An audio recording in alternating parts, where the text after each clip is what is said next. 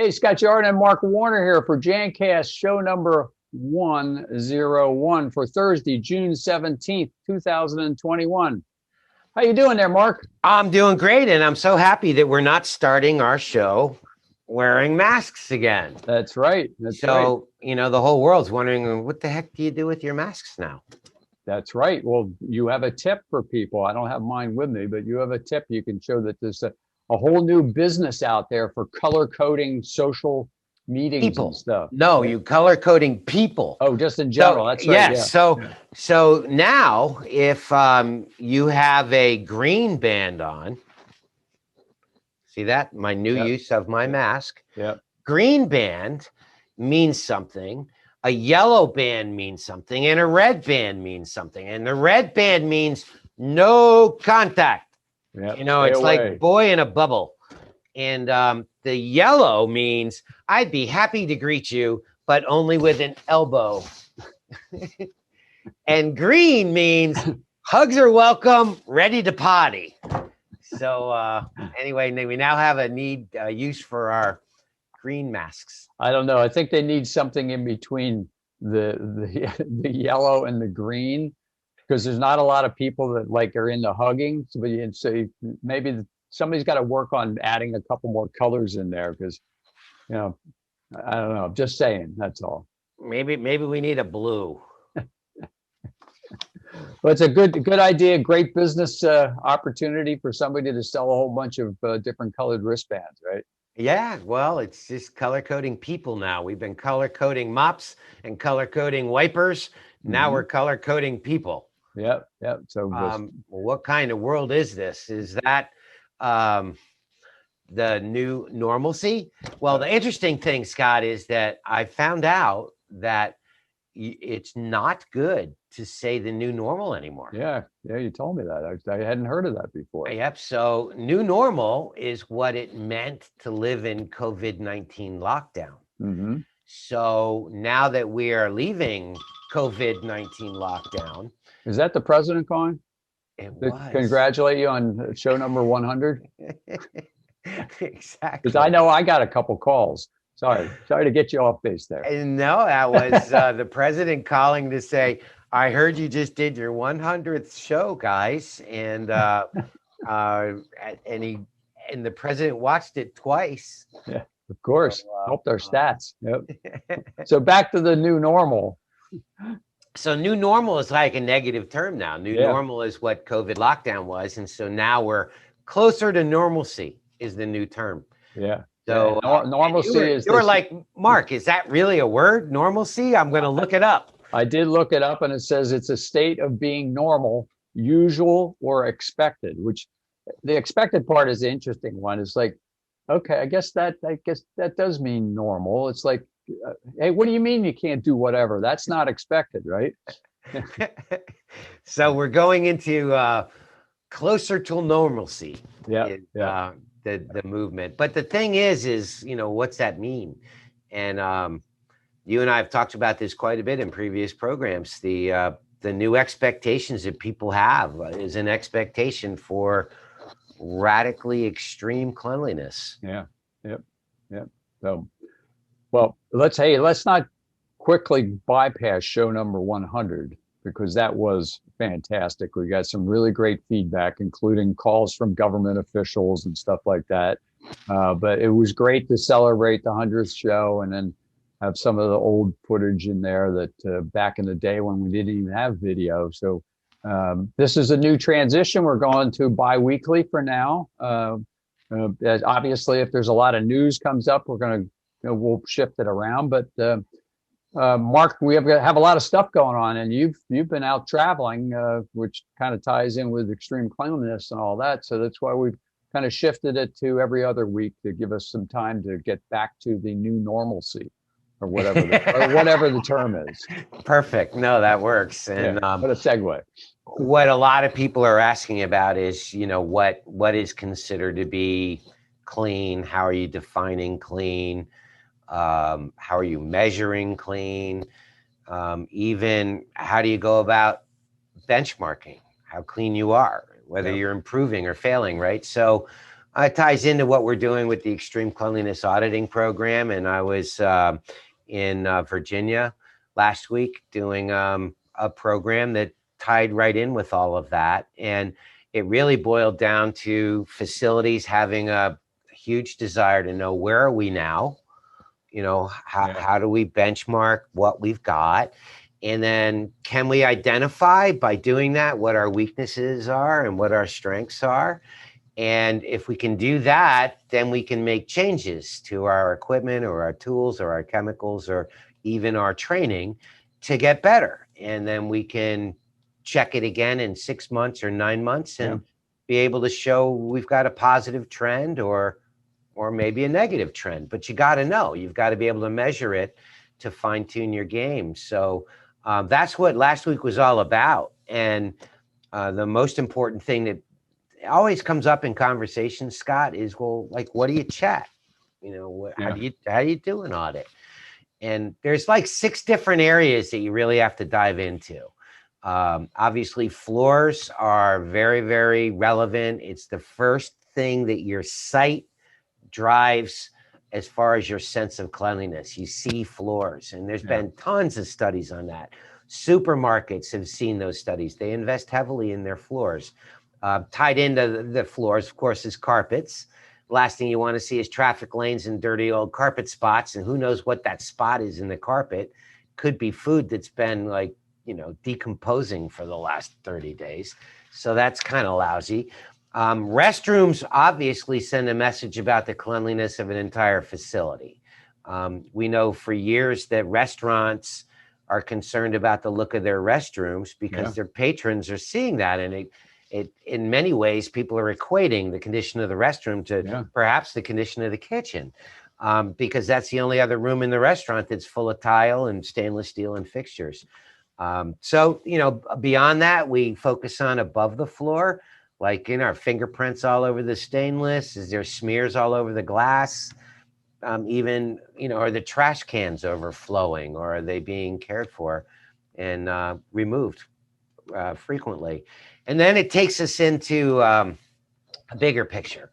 And that is, the whole disinfection defense and infectious disease control, because that changed our game.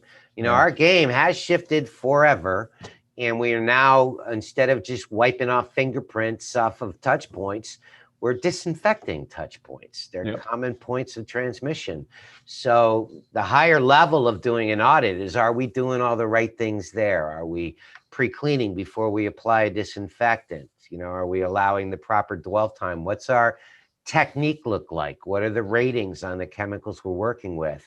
Do they have a 30-second kill time, or do we have to hose it down and make it 6 inches deep so that we can get 10 minutes of wet time?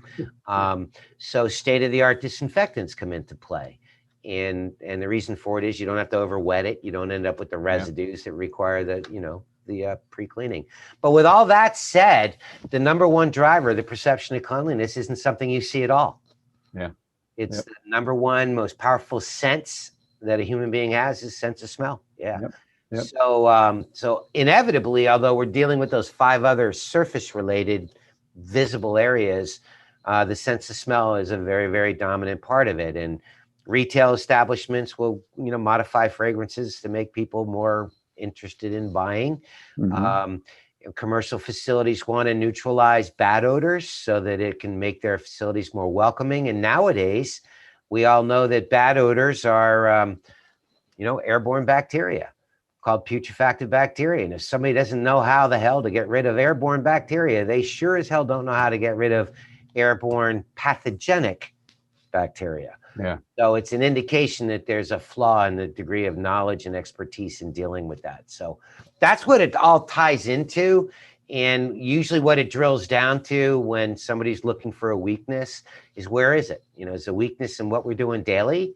Are we getting rid of soil and dirt, or is the weakness in how we restore it, stripping and refinishing or power washing it? Or is the weakness what we do in between, which is the interim process? It's like top scrub and recoat, traffic lane management with low moisture encapsulating carpet cleaners and things like that.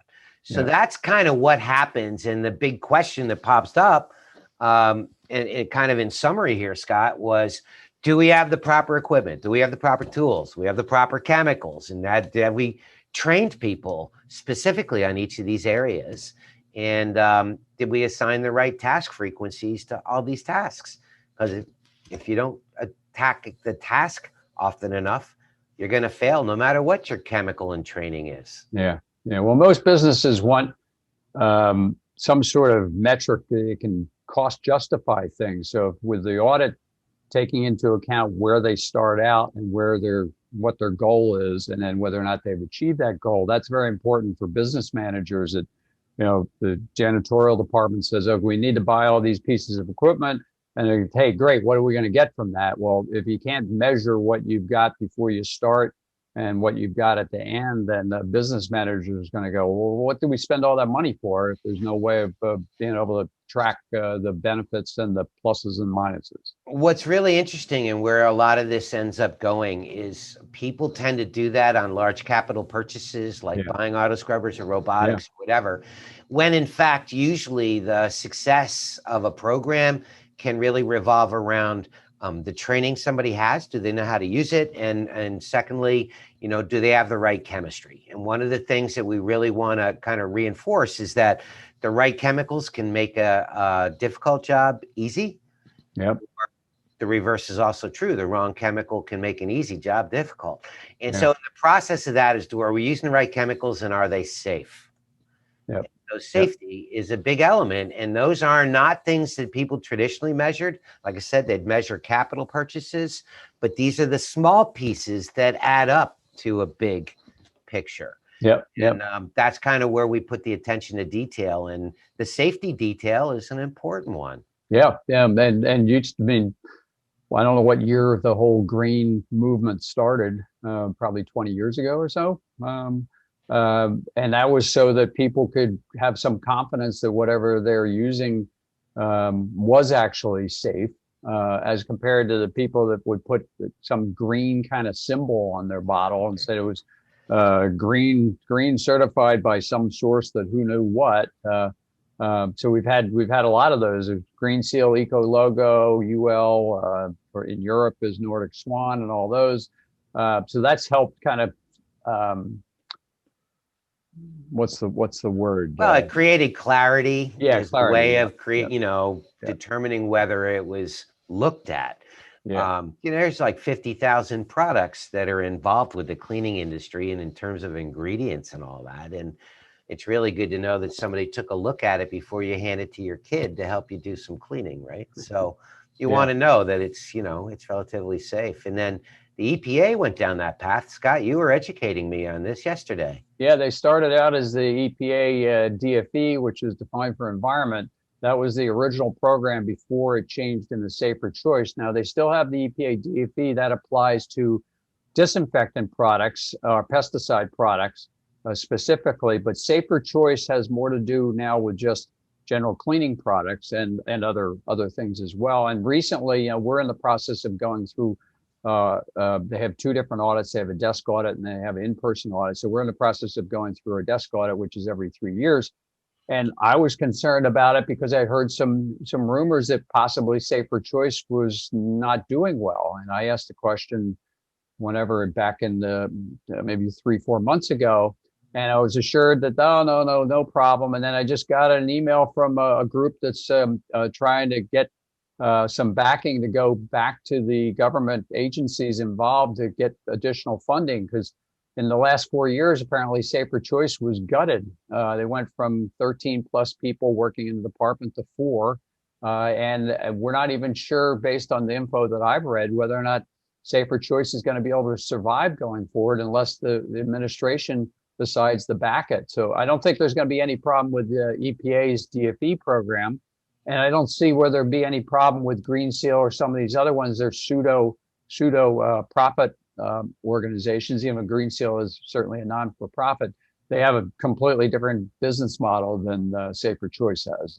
So we're hoping that that's not going to be an issue going forward, because we have a lot of products listed with Safer Choice, as well as we have products listed with Green Seal as well. So it's an uncertain time now that we're kind of coming out of. I'm sure in the last year and a half, nobody really cared about whether or not products are green or not. But now that things are settling down, there's a lot more scrutiny. Yeah, and the biggest fear was back in the day was worry about a term called greenwashing. Yeah. And that was somebody like declaring their product was safe because I said so, or my Yeah. product is green because it's the color green, and goofy statements like that. Statements like it's green because it's organic, but Yeah. rattlesnake venom is organic. So, yeah, Oh, good point. so If you drink enough water, it'll kill you too. yeah, so I mean that was all greenwashing, and it inspired us last year to develop the website Germ Washing, Yep. which was all about people making bogus claims about being able to disinfect. You wave your magic wand, it's safe for 90 days kind of thing. Yeah. So that's what, is those bogus claims that Germ Washing was trying to reveal, just like what these green certification bodies are doing to reveal these bogus claims. I can't imagine anybody is making any bogus claims anymore, though, right, Scott? Well, I think the one we're going to talk about is either a bogus claim or the most spectacular marketing product that I've ever seen in the history of my life. That's all I got to say. And we're going to feature this. We will post up a link on germwashing.com, but we're talking about, Mark, you found it, so you can do the lead. So Japan has released the world's first edible face mask. Yes, you heard this right. There's which way? Sorry, wrong way. There's the picture over there, wherever. Well, the funny thing about these things, they're actually a type of famous bread, right? And supposedly they submit them for third-party testing, and they test it out okay. And in fact, they were saying that they filtered as well, if not better, than commercially available masks. All right, so I'm not really getting that. One of the other comments in the article was that not only does it work as a mask, but it also works as a perfect snack. You can nibble on it on the inside. I can't get my arms around that at all. Just seeing that picture and thinking about it is enough to make me. No, it's just nauseating, really. Well, who are we to say, Yeah, it might be the world's, since sliced bread, I think is the way you put it. So, yeah. Hey, you can get a pack of 5 for $16. That's the best part. A pack of 5. Yeah, not just one. You need 5. And I guess if you could throw an egg in there, it could be your breakfast mask, and then you could maybe have lunch with your lunch mask. But the whole idea of nibbling on the inside of a mask is, I just can't. Stop it. I just can't think about it. So anyway, that's like the bogus claim of the week, and what we're going to do is utilize our famous germwashing.com website to let you see that. Yep. So one of our future features of Jancast will be a website or a page on a website. Just because we used to do that back in the day when we started Jancast, and it was always good. And that was back when we had that site that we could Delicious, if you remember, we could post up stuff and then we could put it out for people to look at. Now all those sites kind of went out of business, so we're going to try to replicate that. Whatever you do, do not put the edible face mask on the website Delicious. Yes. Yes. Well, great show. Good follow up to 100, and you'll have to check your voicemail later to see whether or not that call was from the administration thanking us for our great work over the years. And let's make sure that we're all in a position where we can wear our green bands for hugs and ready to party. Well, thanks a lot for tuning in, everybody. Great to be back. We're now going to be on the bi-weekly schedule until news causes us to go back to the weekly schedule. We'll kind of wing it from there, but thanks very much for tuning in. We appreciate your support. And Mark, thank you for joining us again on Jancast.com. Thanks. Podcasting to a cleaner and healthier world. Thank you. See y'all.